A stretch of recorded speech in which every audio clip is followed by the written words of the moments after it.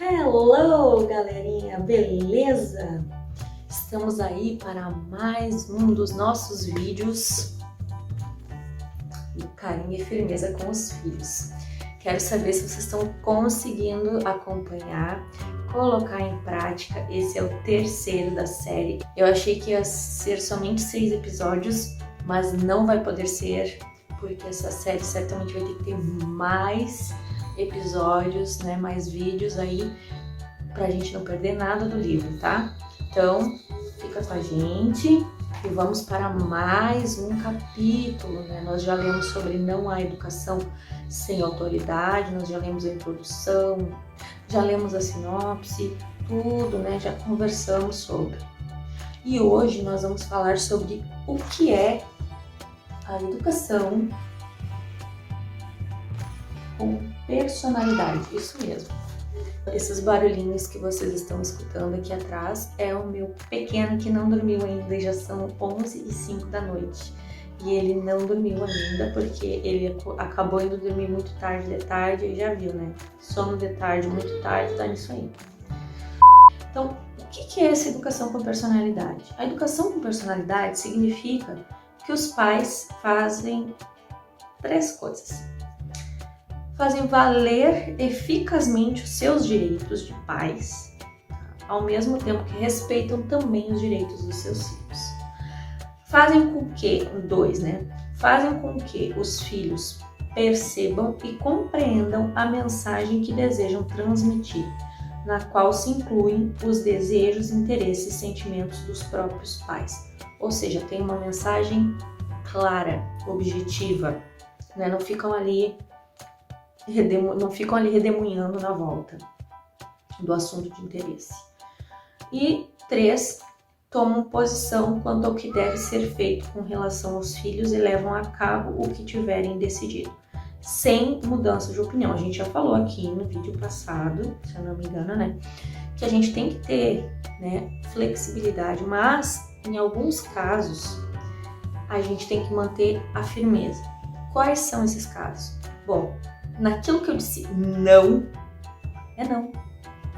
não vai mudar de opinião, porque isso vai dar margem, tá, para os nossos filhos entenderem que eles não precisam obedecer sempre, que eles podem obedecer quando eles quiserem.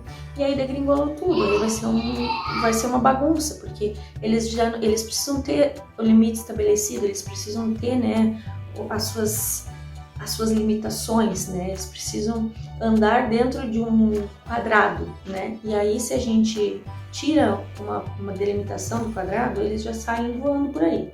Então, a gente tem que ter a delimitação certa. E aí, por exemplo, o não, quando dito uma vez, é sempre não, ele prevalece não. Se você tem dúvidas sobre esse não, ou seja, é uma coisa assim que, agora não, mas depois eu posso dar. Então, é sim. Não dá esse não, porque senão ele vai entender que você vai mudar de opinião e ele pode te desobedecer quando ele quiser, tá certo? Então, levem a cabo o que tiverem decidido, sem mudança de opinião, que possam demonstrar fraqueza de ânimo. Veja bem, é isso que passa na cabeça da criança. Não precisa obedecer, porque ele vai mudar de opinião. Deixa, ele vai... Não tem importância, eu sei que depois vai ficar tudo bem, assim, entendeu? Passa essa fraqueza.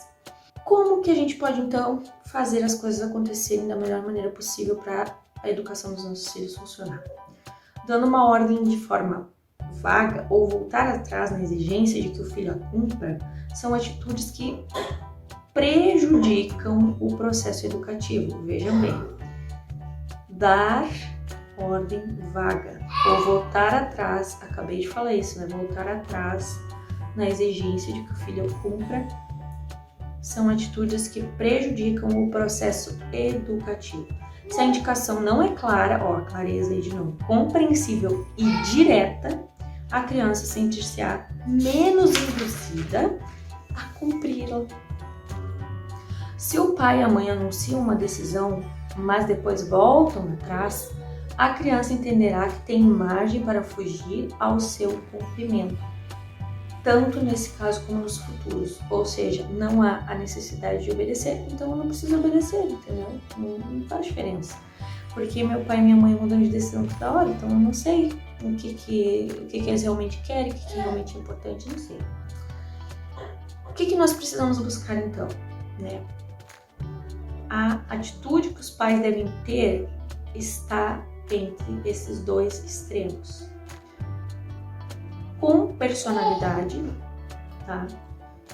Como é que é isso? Conseguem fazer valer eficazmente os seus direitos, respeitando os direitos dos outros, dizem o que pensam e sabem dizer não. O não é importante, gente, o não é importante pra caramba. Quando diz não, é não, vou bater nessa tecla até o fim. Atitude assertiva, firme e flexível ao mesmo tempo. Conhecer esquematicamente o tipo de atitude, né, que a gente precisa ter, aí no caso com personalidade e assertiva, poderá ajudar os pais a atuar assertivamente, exercendo a autoridade de forma adequada. Tem de ser conscientes de que tanto uma atitude submissa e insegura, como a contrária, que seria então uma atitude dominadora e agressiva, transmitem mensagens igualmente ineficazes.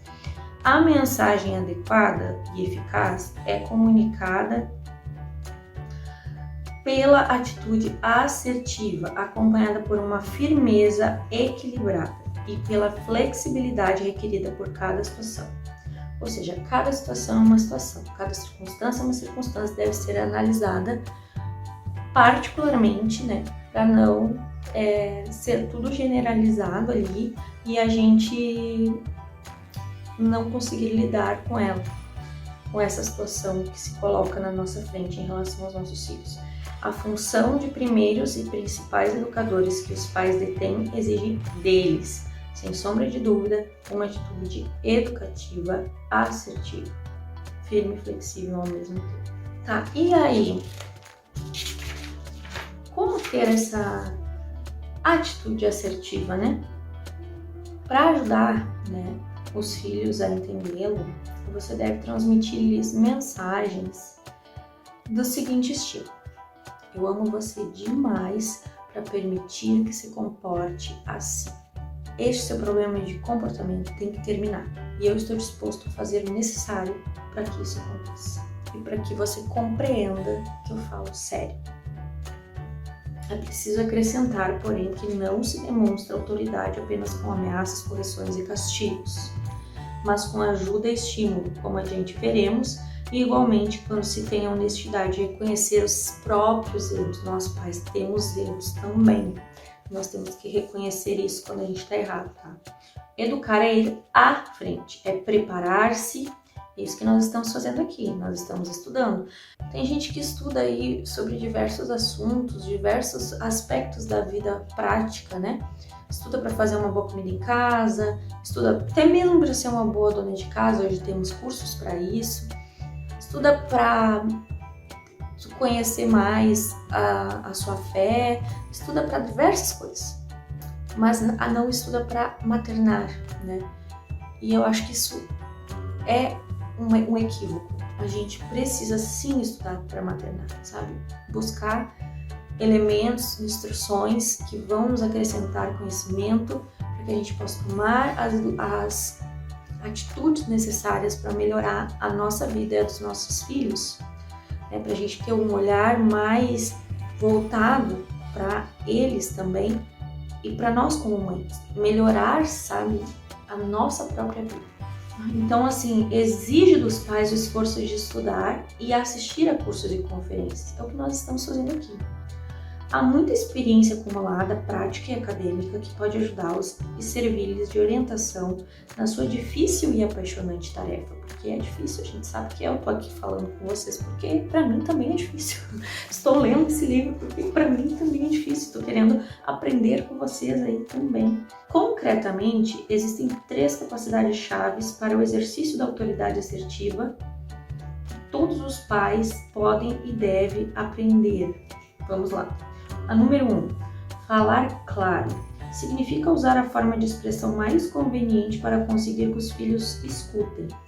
A comunicação assertiva exige dos pais que falem da maneira adequada, que reforcem as palavras com algumas técnicas simples não verbais, ou seja, expressão, né? E que saibam que linguagem empregar para pôr fim às discussões. Número 2. Respaldar as palavras com atos. Para todas as crianças, os atos dizem mais do que as palavras, porque eles demonstram claramente, sem deixar margem de dúvidas, que os pais não se limitam a falar, mas estão dispostos a lançar mão de medidas corretivas se for necessário. Os pais devem planejar previamente essas medidas a fim de estarem preparados para agir em situações imprevistas. Se apenas exortarem, mesmo que o façam assertivamente, os filhos não lhe darão ouvidos nem lhes obedecerão. E aqui, pessoal, cabe a gente conversar um pouco sobre... Vocês viram que eles falaram assim, ó, o autor do livro, vocês viram que o autor do livro falou assim, lançar mão de medidas corretivas, planejar previamente essas medidas. Gente, aqui é o seguinte, a criança jogou um lápis no chão, vou bater nela. A criança não quis comer, vou bater nela. A criança deixou de fazer a atividade da escola, vou bater nela. Enfim, qualquer coisa. A criança brigou com um maninho, vou bater nela. Não é assim. Não. Sabe por quê? Tem que ter proporcionalidade a coisa. Se todo castigo for vou bater nela, ou vou tirar a televisão, ou vou tirar o videogame, sempre a mesma coisa, você não está sendo proporcional àquilo que a criança está fazendo. A criança, por exemplo, jogou um brinquedo no chão. O que seria proporcional ao fato da criança ter jogado o brinquedo no chão? Vamos pensar. Bom, proporcional ao fato da criança ter jogado o brinquedo no chão, vou recolher este brinquedo e vou guardar e vou dizer, você jogou este brinquedo no chão. Neste momento, você não vai poder mais brincar com este brinquedo porque você não cuidou desse brinquedo, você atirou ele no chão. E a criança vai chorar, vai espernear, não interessa. Neste momento, você só vai ganhar de novo este brinquedo quando você ficar tranquilo, quando você não jogar mais nenhum brinquedo no chão.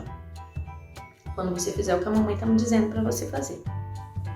Eu faço muito isso aqui, sabe? Pedro tinha muito essa mania de jogar as coisas no chão. Pegava coisas, jogava no chão. Pegava os brinquedos, jogava no chão. Pegava lápis, jogava no chão. Pegava não sei o que, jogava no chão.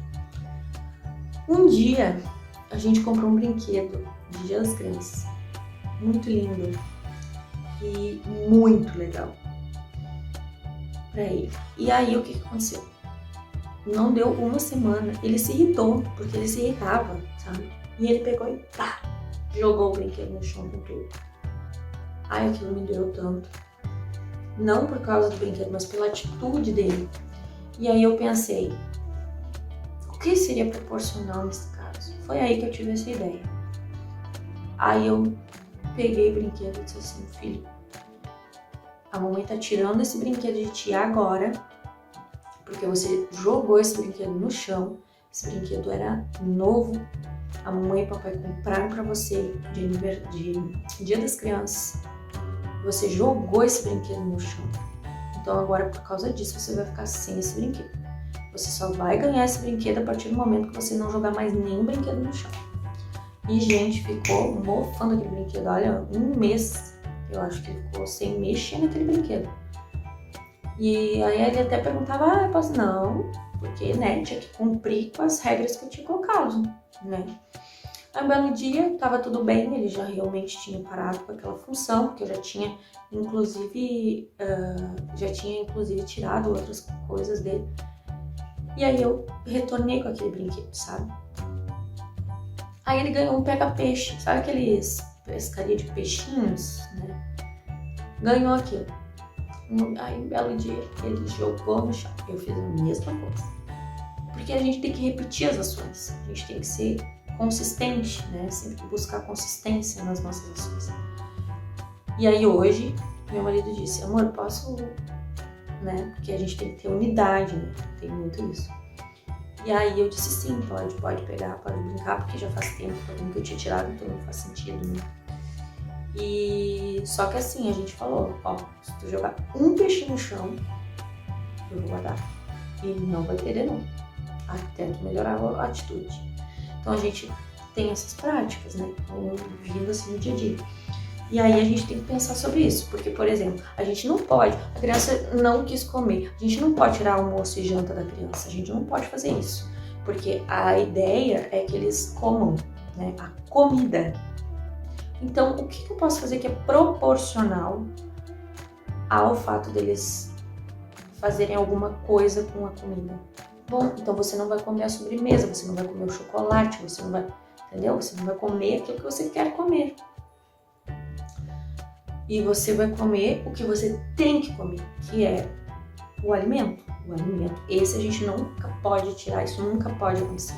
A gente vai falar aí sobre, tirou, sei lá, uma comida no chão, fez feio na mesa, enfim. Não posso tirar o ato da alimentação da mesa. Eu tenho que tirar algo que é caro para essa criança, né? Então, a sobremesa. Outra coisa, em relação à televisão e videogame, temos que cuidar com esses castigos, porque senão a criança vai botar na cabeça que televisão e videogame é muito bom. E é por isso que papai e mamãe estão me tirando. E a gente sabe que não é assim. A gente não pode querer que os nossos filhos sejam bitolados na TV, no videogame. Isso é um artifício, é algo que a gente usa para poder fazer alguma atividade na casa em que os filhos não possam estar juntos e tal. Mas nem de longe isso é algo realmente bom para os nossos filhos, a gente sabe que não é. Então, a gente tem que ter cuidado com isso, a gente tem que não fazer com que eles gostem daquilo que é só um subterfúgio para a gente poder fazer alguma coisa da nossa vida, né? Então, estas coisas não convém tirar, né? Não convém tirar. Convém tirar apenas em determinadas situações específicas que seriam proporcionais, então, a retirada de uma televisão ou de um videogame, né? Fez feio ali em relação, brigou com o irmão porque queria jogar videogame, então você vai ficar sem videogame. Aí, nesse caso, sim, porque daí é proporcional. Tô brigando com o irmão porque eu quero ficar trocando ali o canal da televisão, não sei o que e tal. Então você vai ficar sem, né? Enfim, nesse sentido. E o terceiro é estabelecer regras de jogo firmes. Significa estabelecer um plano sistemático de medidas corretivas diante do comportamento inadequado de um filho. Caso a comunicação assertiva e o reforço das palavras com atos venham a demonstrar-se insuficientes. Regras de jogo estabelecidas com antecedência informam as crianças de que determinado comportamento impróprio da sua parte provocará determinada resposta dos pais. Emmanuel. Essas três capacidades constituem a base da educação com personalidade e devem ser aplicadas à medida que a formação individual de cada criança o exigir. Durante os anos em que o caráter está em formação, os pais devem estabelecer essa disciplina com maior ou menor intensidade, conforme os desvios que observam no comportamento da criança. Escrevam, né, vejam diversas vezes e façam a forma que vocês acham que vai ajudar mais vocês, né, a absorverem esses conhecimentos. Durante a primeira etapa da vida, precisará constantemente do apoio afetivo, mas também da orientação disciplinada do núcleo social básico, que é a família, a fim de poder atuar plenamente tanto nessa esfera como mais tarde no âmbito mais amplo da sociedade inteira. O adequado nível de disciplina dentro da educação assertiva dos filhos no âmbito familiar deve ter em conta o modo de ser de cada um, a sua ordem e a sua desordem, a sua individualidade e a sua sociabilidade, mas também aquilo que ele deve ser. Ou seja, não se trata um filho igual ao outro, porque eles não são iguais, tá? A gente tem que ver como cada um se compõe, a sua individualidade como ser humano, né? como essa pessoa se comporta também em relação ao outro, né, a sociabilidade, suas desordens emocionais, a sua própria ordem também, né? A gente tem que ordenar essas crianças, mas sempre levando em consideração o ser dessa criança, né? Porque cada um de nós é de uma maneira diferente, né?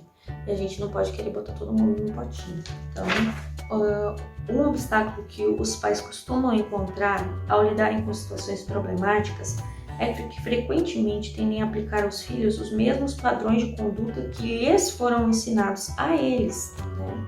Ou seja, passou por mim e agora vou fazer a mesma coisa com meus filhos.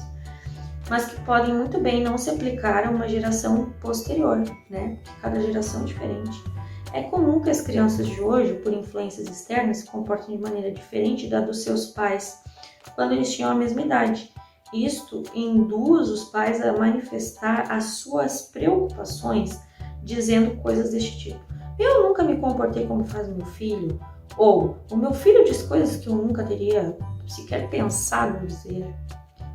Isto realmente pode ser verdade, mas acomodar-se nessa atitude equivale a declarar-se derrotado numa luta que mal começou.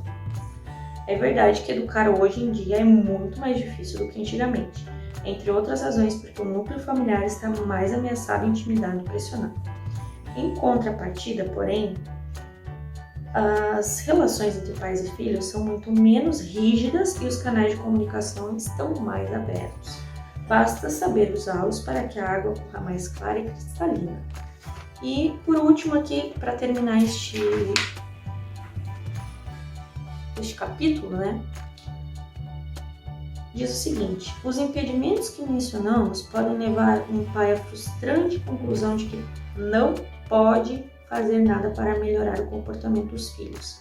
Muito pelo contrário, apenas lhe falta dispor das ferramentas adequadas e da autoconfiança necessária para administrar cada situação com firmeza e flexibilidade.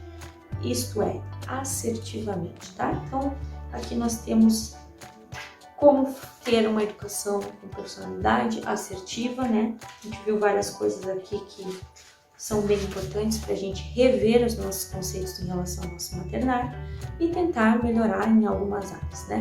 É claro que tem coisas que são nossas, que a gente tem maior dificuldade também, mas é como disse aqui o próprio autor, né? A gente mesmo vai ter que lidar com a nossa própria indisciplina, né? A gente vai ter que se autoavaliar aí nesse momento e tentar buscar aí formas de nos disciplinarmos como seres humanos para podermos também aprender e buscar as informações necessárias para maternar da maneira correta. E claro que nós vamos cair muitas vezes, eu caio todo dia, né? A gente tá sempre caindo aí, mas a gente tá junto nessa. Vamos dar as mãos e compartilhar experiências, porque isso ajuda a nós mesmos, as outras mães que estão conosco. A gente tem que ser unidas e fortes aí nessa aula, tá bom? Beijo grande, Deus abençoe, tchau, até o próximo episódio aí do Karen Enfermeira com os Filhos.